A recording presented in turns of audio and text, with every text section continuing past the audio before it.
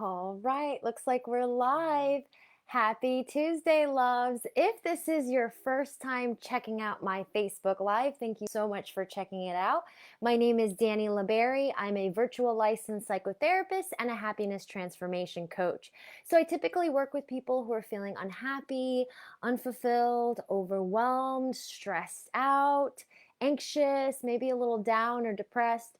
So each month I do 3 Facebook Lives on a different theme. So the theme for January is awareness. So the second week of January, I did a Facebook Live on National Mocktail Week. The third week of January, which was last week, I did a Facebook Live on the hunt for happiness. So how to improve the quality of your life. And tonight's Facebook Live is on codependency awareness, as January is National Codependency Awareness Month. So we're going to jump right in. All right, so we're first going to start with some signs of codependency. These are just some of the signs of codependency. Do you notice if you can say no without feeling guilty? Do you find yourself feeling bad saying no? Do you almost even say yes because you people please? You fear that someone won't like you if you say no. You fear that it might ruin the relationship. And when I say relationship, it doesn't even necessarily mean intimate. Even if it's an employee to a supervisor or a boss, you feel bad saying no in certain instances and you say yes anyway. And then you later on feel resentful, which we'll talk about later on. So notice if you have trouble with saying no without feeling guilty. Do you notice that you tend to over-explain? Do you find yourself over-explaining yourself or making excuses, sort of justifying yourself? Do you take the time to think before you act? Do you notice that you kind of feel sort of pressured to respond?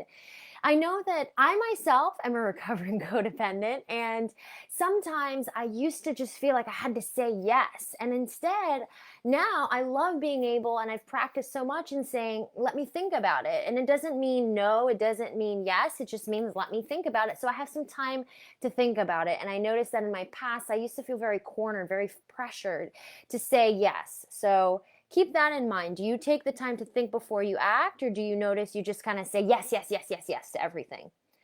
Do you set weak boundaries and then blame others for breaking them down and or walking all over you? So pay attention if you notice that your boundaries are not that strong, and if you have a tendency to sort of blame others for bulldozing themselves. When I say bulldozing, sometimes we can be very quick to say, it was the other person did this was the other person, rather than taking accountability for, I allowed some of this behavior. I allowed them doing these things. I allowed that. Instead of pointing the finger and looking at them as such a bully or a bulldozer or someone that kind of just took over, we also tend to allow those things with weak boundaries. So pay attention to that. Notice that. Do you think that you are responsible for the actions of others? Do you try to control how those around you behave? So if any of these resonate with you, or you notice that you kind of connect with some of these or find some similarities, what do you do? What can I do about this? Can you give me a plan, Dani? I don't know. What now that it sounds like I might be codependent. So how can you create self-respect? That's the very first thing you can do, is creating some self-respect. And what that looks like is making sure you're saying yes when you mean yes and no when you mean no, and not saying yes when you mean no or no when you mean yes. Recognize and acknowledge when things are out of your control. I know that sometimes, especially as codependents, we feel that we can control other people, we can control situations, but we can't. So first, by recognizing and acknowledging, you know what, this is out of my control, I need to let this go. That is a sure way of creating some self-respect, developing a consistency of saying yes when you mean yes rather than yes when you mean no. A reminder to think and pause. Like I was saying earlier, don't feel like you have to feel pressured to answer questions to people. Stand up for yourself, be assertive, say, you know what, let me think about this. So don't feel like you have to say things and automatically react just because someone else is asking you something, or even if they are demanding of you of something. Still being able to stand up and saying, you know what, I need to think about that, and not feeling pressured or feeling like you're being bulldozed on.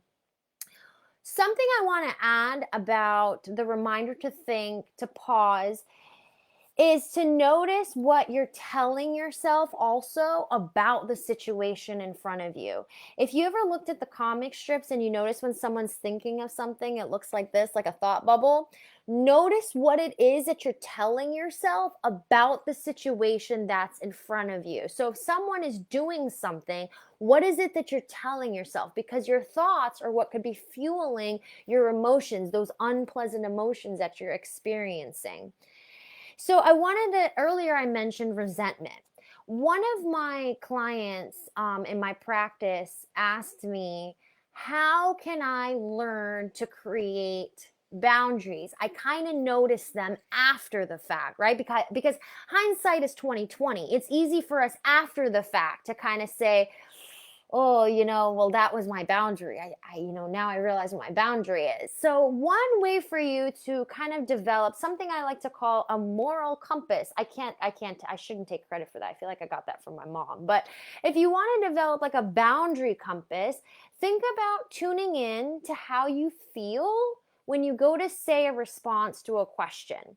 And what I mean by that is, notice that sometimes when we overcommit, right? Think about a time when you overcommitted. You said, yes, yes, yes, yes, yes. What happened when you overcommitted? Later on, at some point, you probably felt resentful, frustrated, angry, almost even mad or angry at the person that you committed that, whatever that commitment was to. And I don't necessarily, like I said earlier, I don't necessarily mean intimate relationships. This could even mean work related, family related, friends related. So any kind of dynamic or relationship, that's what you're looking at with codependency, because it's not so much about the person, the alcohol, the sex, the food, the drugs, the TV, the social media, the things that we kind of get hooked on. It's not about that thing. It's about our relationship to that thing. So that's what we want to look at. So if you find yourself feeling angry at someone, feeling frustrated, oh my gosh, I can't believe I even agreed to this.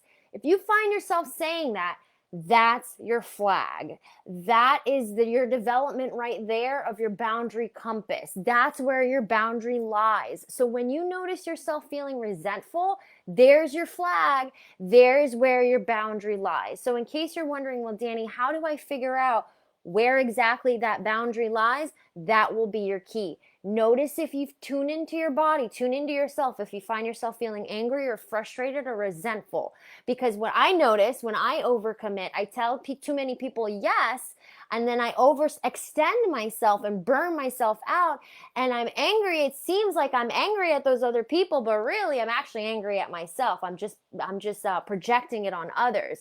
So there we go. That's how we want to create some self-respect. If you have any questions, I'm sure this was a heavy one tonight. I feel like I say that on all of these though, I think, because I try to give you as much information as I can in such a little bit of time. So if you have any questions, if anything came up for you while watching this Facebook Live, please don't hesitate to email me. My email is Dani, Dani, at DaniLaberry.com.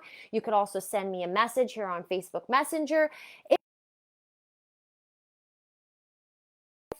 Please feel free to share it with your friends, coworkers, family members, anyone who maybe you want to get a codependent buddy and hook up and connect and see if we could work through this codependency, right? Not that I'm trying to encourage the behavior, but anyways, thank you so much again for watching my Facebook Live. My name is Dani Laberry. I'm a virtual licensed psychotherapist and happiness transformation coach. Take care of yourselves and have a great night.